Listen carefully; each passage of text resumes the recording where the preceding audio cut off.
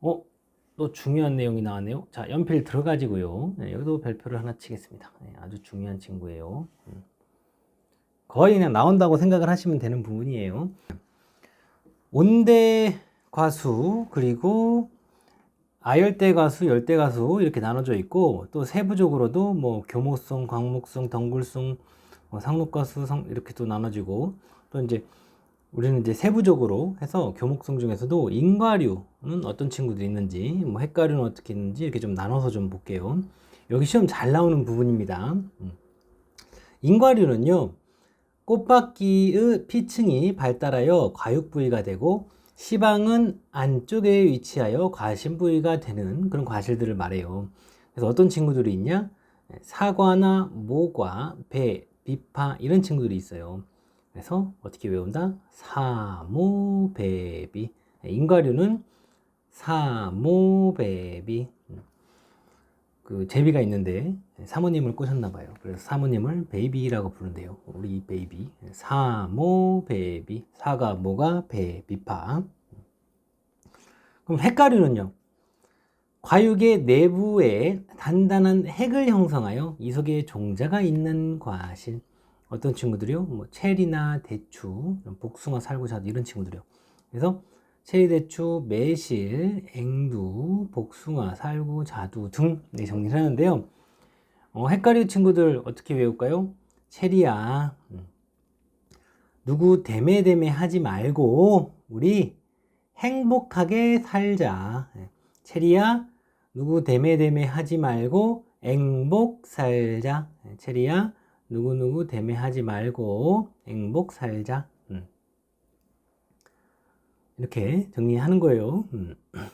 견과류는요. 밤, 호두, 개암, 아몬드.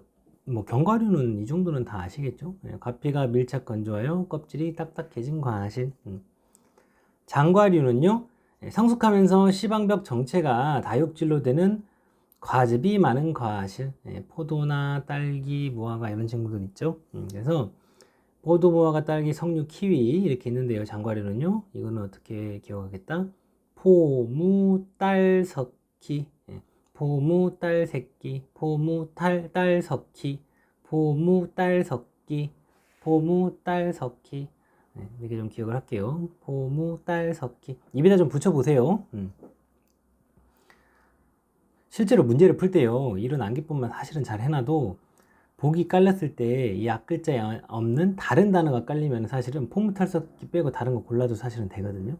제일 좋은 거는 포무탈석기 해놓고 이게 포도고 무화과고 딸기고 석류고 키위고가 되면 좋은데 그게 안 돼도 또 이렇게 그 좀 그런 그 선택형이기 때문에 찍는다고 하나요? 그런 또 재미도 있어요. 열심히 공부하다 보면 그 절체절명의 순간에 이렇게 하나 또 이렇게 고를 수 있는 그런 것도 있다. 준인과류는 감, 감귤, 유자 등 시방이 발달하여 과육이 된 과실. 온대 과수 중에 관목성으로는 나무딸기, 블랙베리, 블루베리 이렇게 정리를 하고, 온대 과수 중에 덩굴성으로는 포도, 키위, 머루, 다래 이런 친구들이 있어요. 여러분들 포기하면 뭐다? 포기하면 안 되겠죠? 포기 뭐다? 포기 뭐다? 포기 뭐다? 온대 가수 덩굴성은요. 아열대 가수 상록 가수는 감귤류, 비파, 올리브가 있고요. 열대 가수는요, 두리안, 망고스틴, 파인애플, 바나나, 파파야 이런 친구들이 있어요.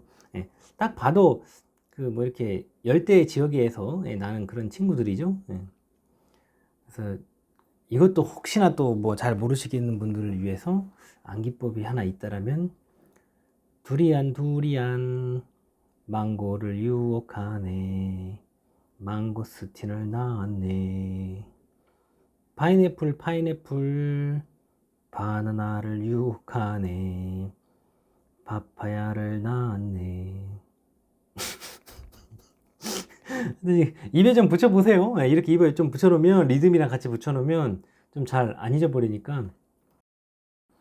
그래서 기출문제는 기존에 그럼 어떻게 나왔나 보면은 뭐 인과류는 어떻게 어떤 것들이 해당되냐? 사모, 배비, 예. 이렇게 알면 맞출 수 있는 문제들. 그리고 핵가류 같은 경우에는 체리야 누구누구 대매하지 말고 앵복 살자, 대매하지 말고, 이렇게 알면 맞출 수 있는 문제들이 그렇게 나왔었어요. 기출문제 한번 보면 이게 썰로 깔린 것도 인과류에 해당하는 것은 해가지고 이렇게 골라야 되는데, 답은 또 방금 전에 본 거라서 이렇게 꽃바퀴의 피층이 발달해 과육 부위가 되고 시방 안쪽에서 위치하여 가심 부위가 되는 가실 해가지고 딱 나오는데, 그래서 쌤이 정리해 놓은 요 족보 내용만 조금 반복해서 익숙하게 봐주시면은 풀 수 있는 수준으로 문제가 나온다. 어렵지 않죠? 자, 채소의 분류. 엽경채류, 잎줄기 채소 해가지고 마늘, 양파, 마늘, 양파, 브로콜리, 죽순, 배추, 양배추, 상추, 시금치, 미나리, 아스파라거스, 그죠?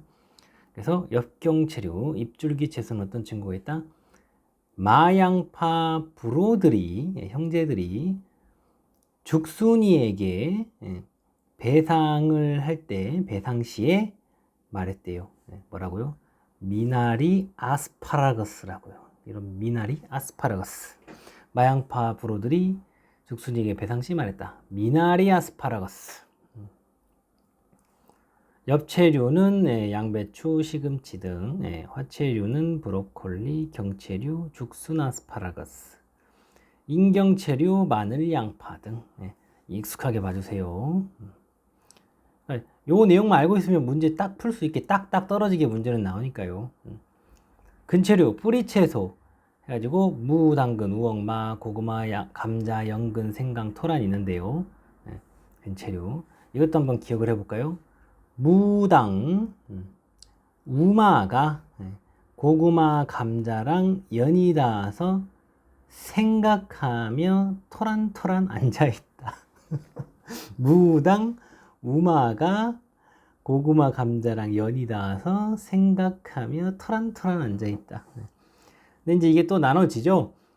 직근류 해가지고 무당근, 괴근류 해가지고 고구마, 마, 괴경류는 감자, 토란, 조금 주의 깊게 보시고 더. 근경류는 연근, 생강. 가채류, 열매 채소 해가지고요. 강낭콩, 호박, 완두, 토마토, 고추, 가지, 오이 있어요. 그래서 이 친구들은 어떻게 기억한다? 강호, 완두가 토고, 가오.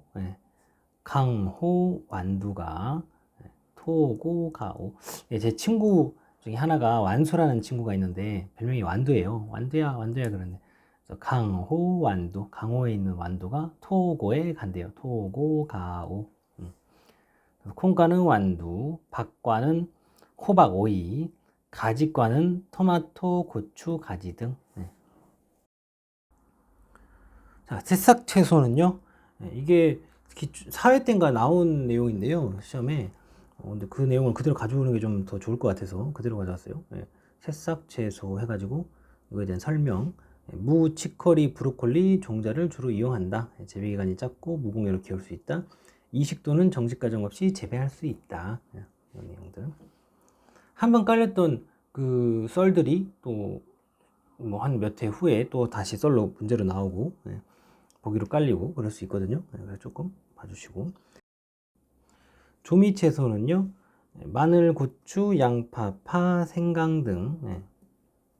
배추 같은 거는 조미 채소는 아니죠. 그래요.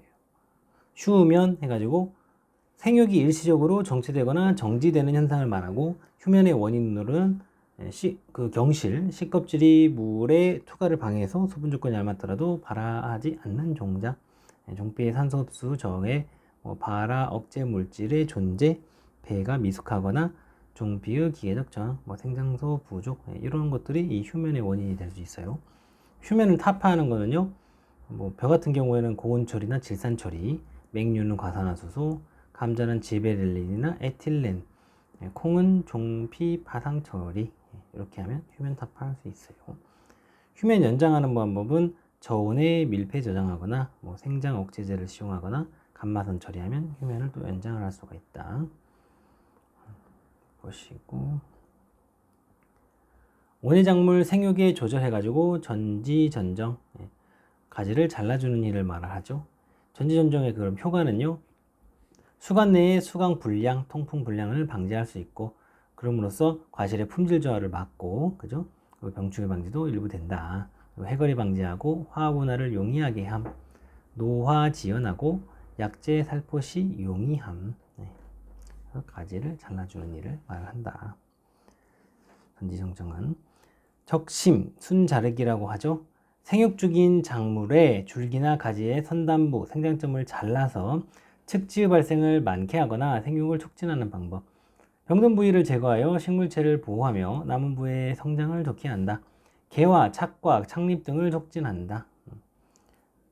그래서 이걸 하는 그 품목들은 국화, 토마토, 카네이션 등이 있대요. 적심, 순자르기. 그래서 국토카.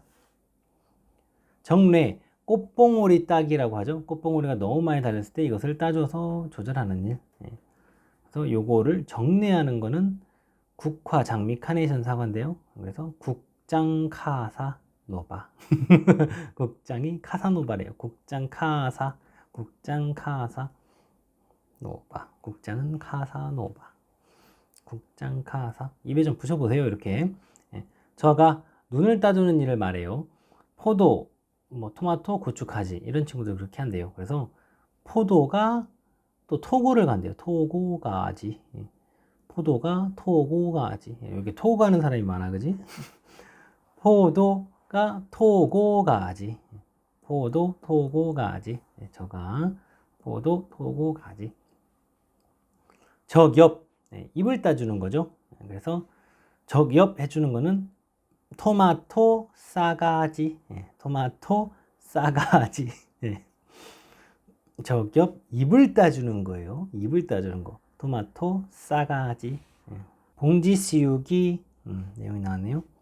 그래서 봉지 씌우기 효과는, 근데 봉지 씌우기 뭔지 아시죠? 이렇게 나무에서 과실이 이렇게 있으면은 이 과실을 이렇게 하나하나 봉지로 씌워주는 거예요.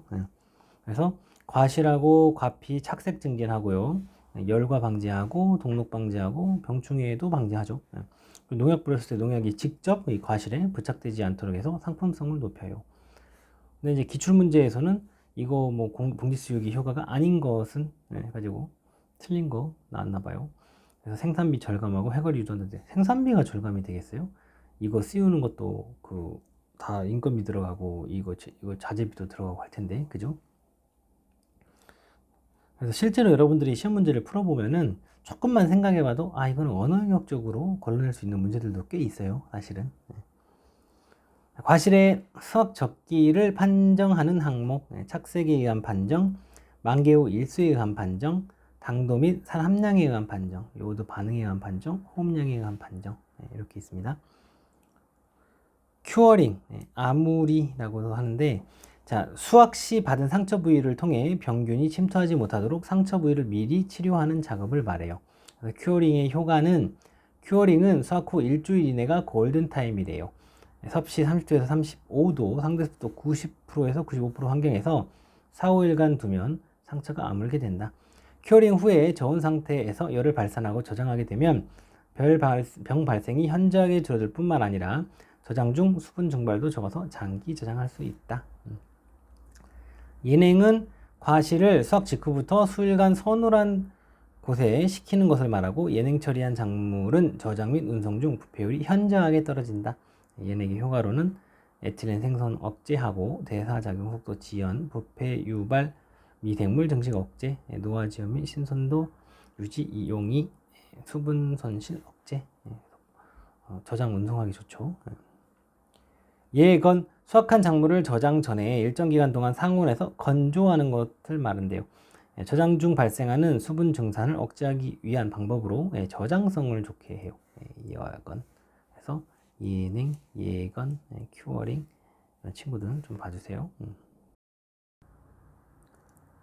가지치기와 수형, 주간형은 원추형이라고 이렇게도 하고, 원줄기를 수간의 상부까지 키우고 이렇게 원추 상태가 되도록 만든 나무 모양을 말해요. 수형 구성이 쉬워요. 그렇지만 수고가 높아서 관리하기가 좀 불편하고 광투가 불량으로 과소 품질이 저하될 수 있어요. 그럼 변칙 주간형은요? 주간형이 방금 전에 이 주간형의 상부를 잘라가지고 여기 부분을 잘라가지고 이 주간형의 단점을 보완한 나무 모양이에요. 아무래도 여기를 잘라지면 이 광 받는 것도 좀 수광도 좀 좋고 그러겠죠. 조금 단점을 보완하는 나무 모양이다. 개시념은 배상형이라고도 해요. 그래서 이게 꼭 술잔 모양처럼 이렇게 생겼다고 그래가지고 배상형이라고 하는데, 이 짧은 원줄기에 거의 동일한 위치의 몇 개의 주지만 키우는 것, 나무의 키가 이렇게 낮아가지고 열매 따기나 가지 솟기 등 관리가 편하고 통광이 좋다. 하지만 가지가 부러지기 쉬운 단점이 있다. 이렇게 술잔 모양이라고 생겼다고 해서 배상형이라고도 한다. 세장 방추형은요, 이 강한 원줄기에 여러 개의 주지를 배치하되 주지의 측지나 결과모지가 달리게 하는 수형. 이런 식으로 이렇게 나는 거. 그래요. 보시면 설명 배상형 하면은 개시형 이렇게 나오네요. 다 어렵지 않죠? 자, 자식성 식물 vs 타식성 식물 그랬어요.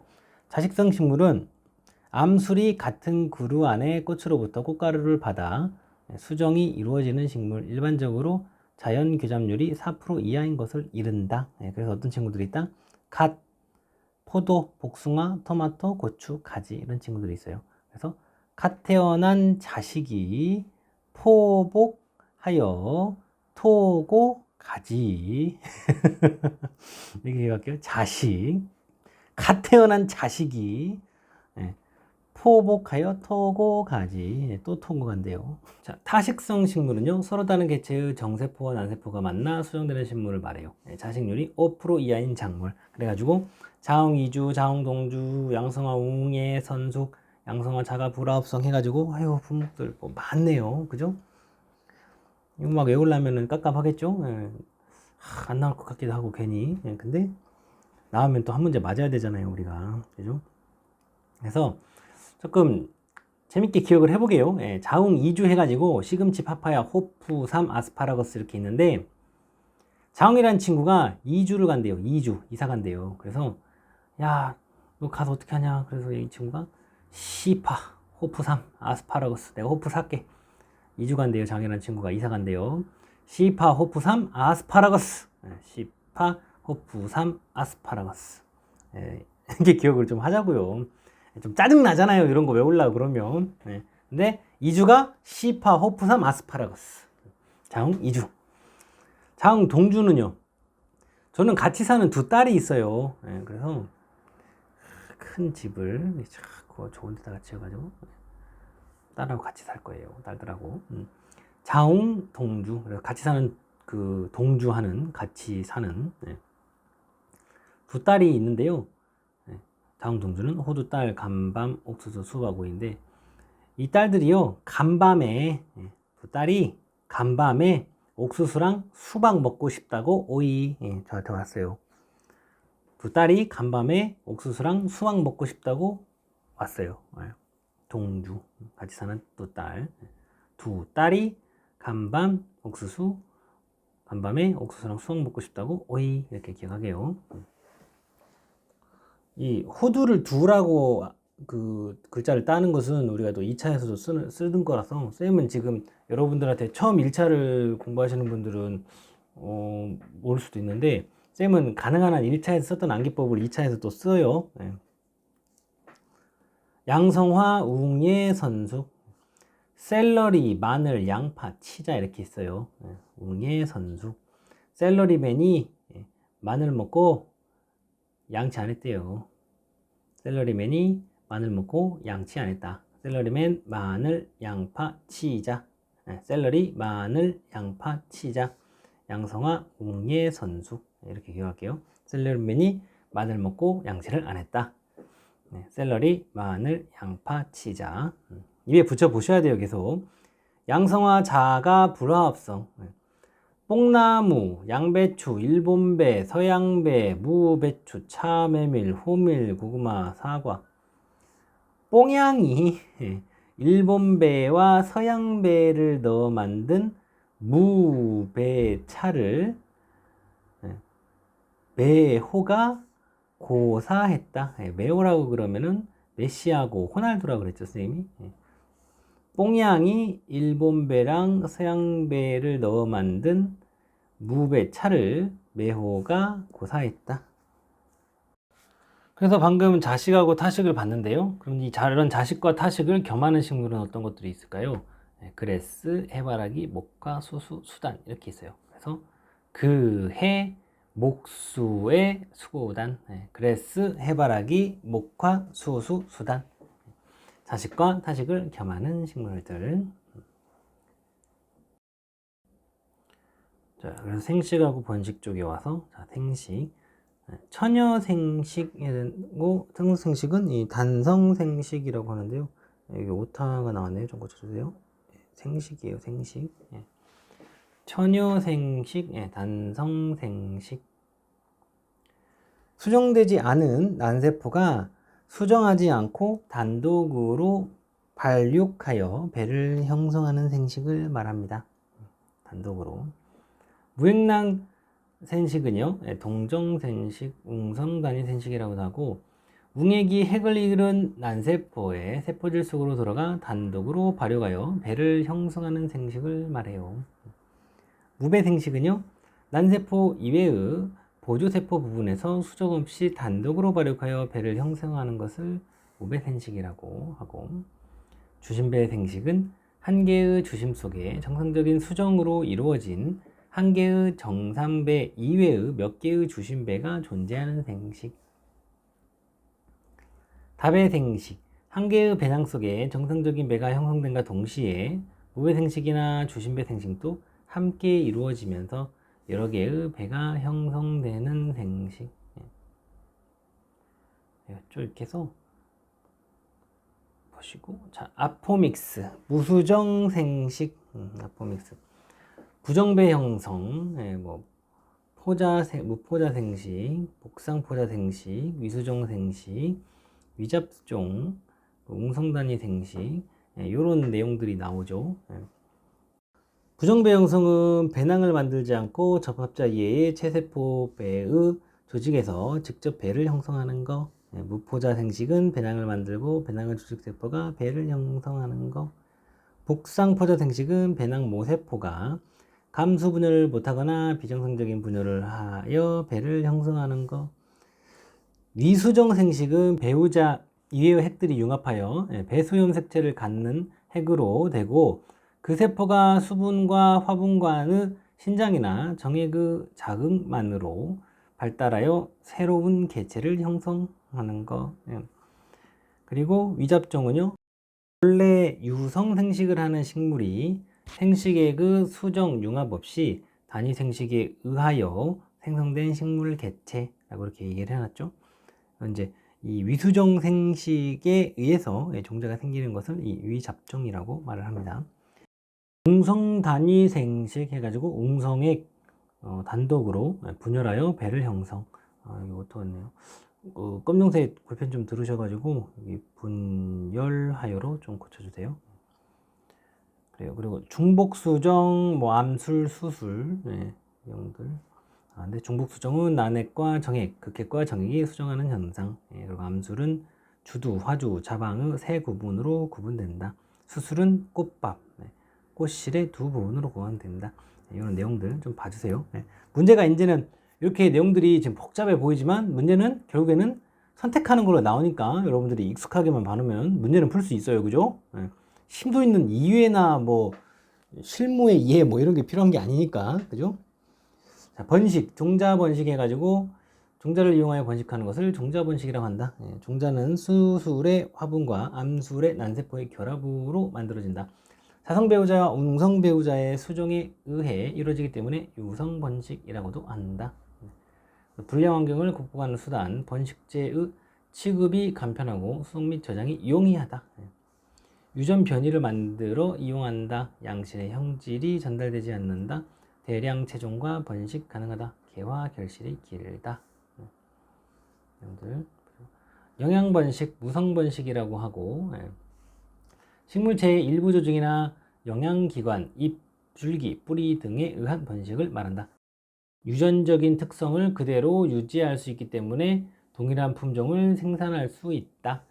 모본의 내한성, 내변성 등 유전적인 특성을 유지하기 때문에 튼실하며 종자 번식묘보다 성장이 빠르다. 과수의 결실 연령을 단축시킬 수 있다. 종자로 번식이 불가능한 작물의 번식 수단이 될 수 있다. 그죠? 모본의 식물체의 조직 등을 확보해야 하기 때문에 종자 번식처럼 일시에 다량의 묘를 확보하기는 어렵다.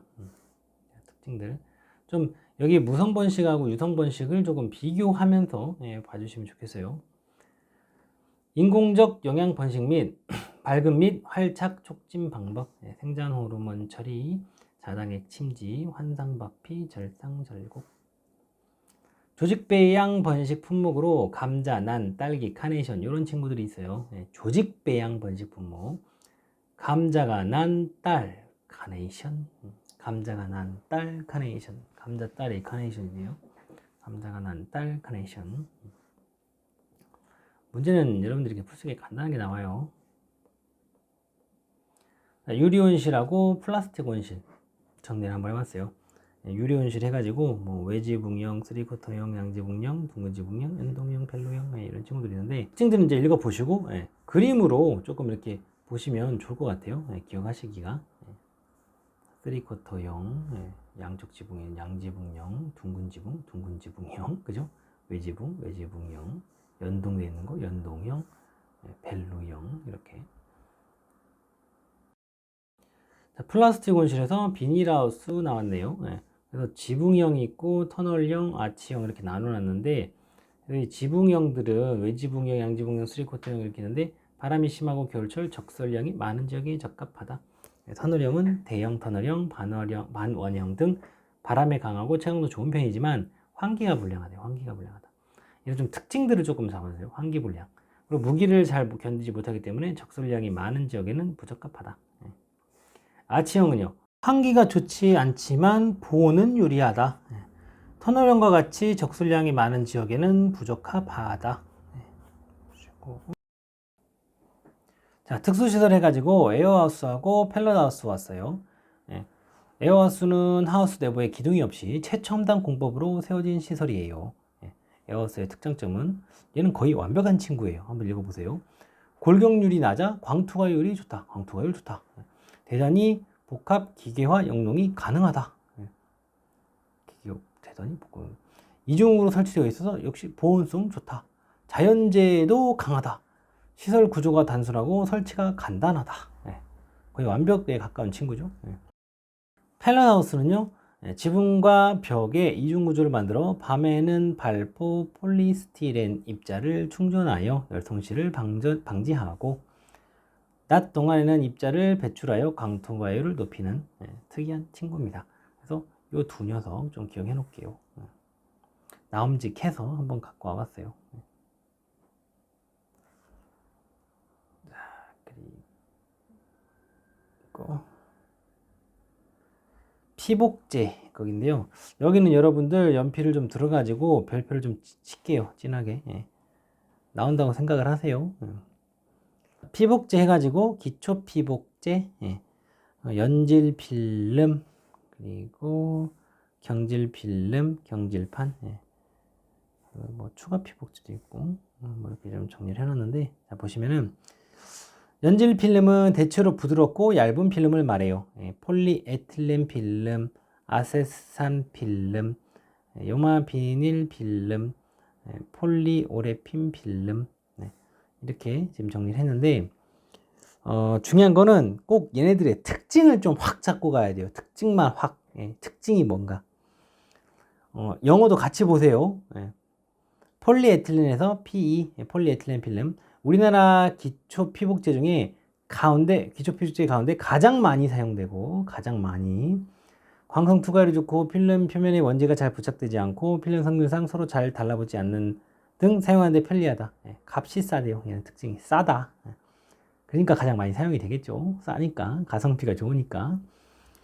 에틸렌 아세트산 필름, 에바 필름, EVA 필름 있고, 얘는 특징이 뭐가 확실한 게 없어요.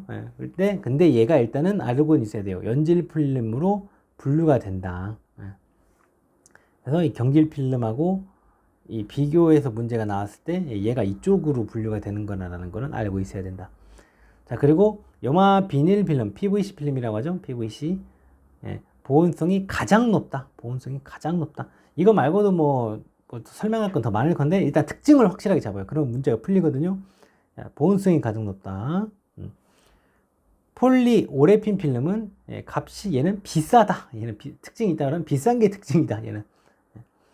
그래서 장파 투과율은 장파 투과율이 높을수록 보온력이 약해지고 광투과율이 높을수록 보온력이 좋아져요.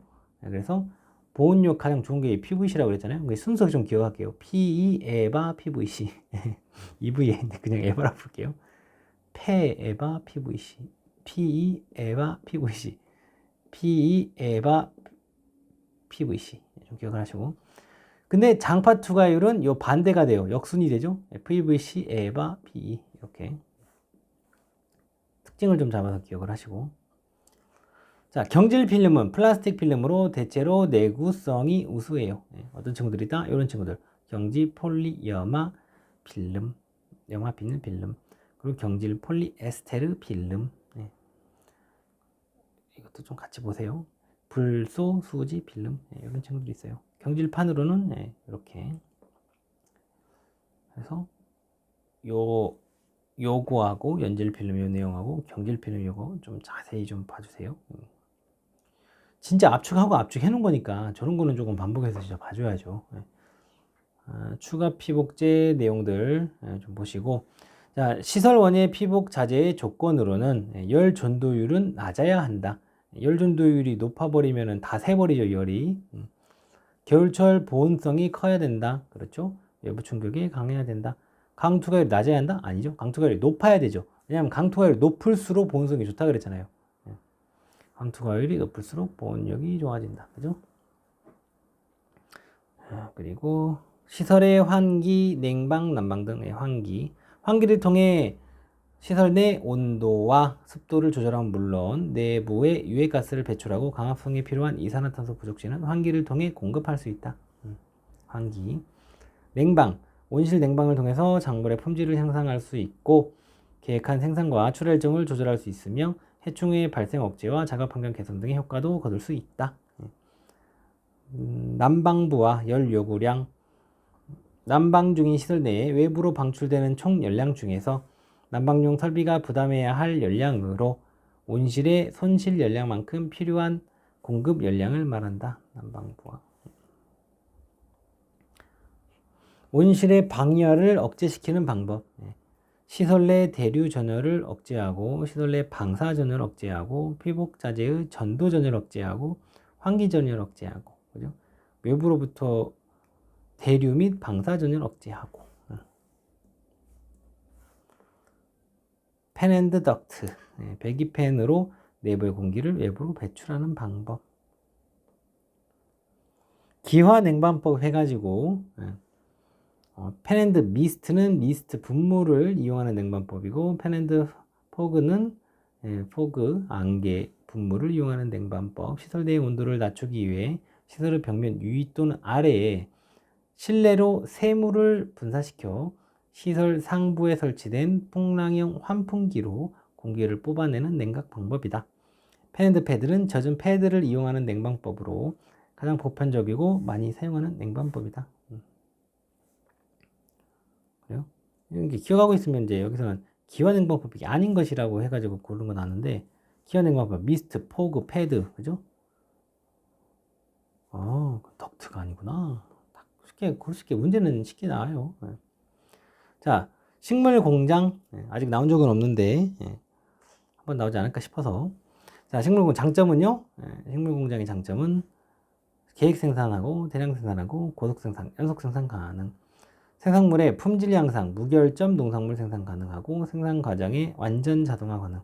계절적, 지역적 환경 등으로 인한 시간적, 공간적 제약에서 공간적 제약에서 자유롭다. 단점은 이제 시설 비용 이런 거 많이 들겠죠. 운영비도 많이 들고 관리비도 많이 들고 비용 소모가 많다. 그리고 에너지 경제 면에서 비효율적이다. 정도. 그래요. 이렇게 해서 40번 족보까지 다 봤는데요. 자, 이제부터가 중요해요.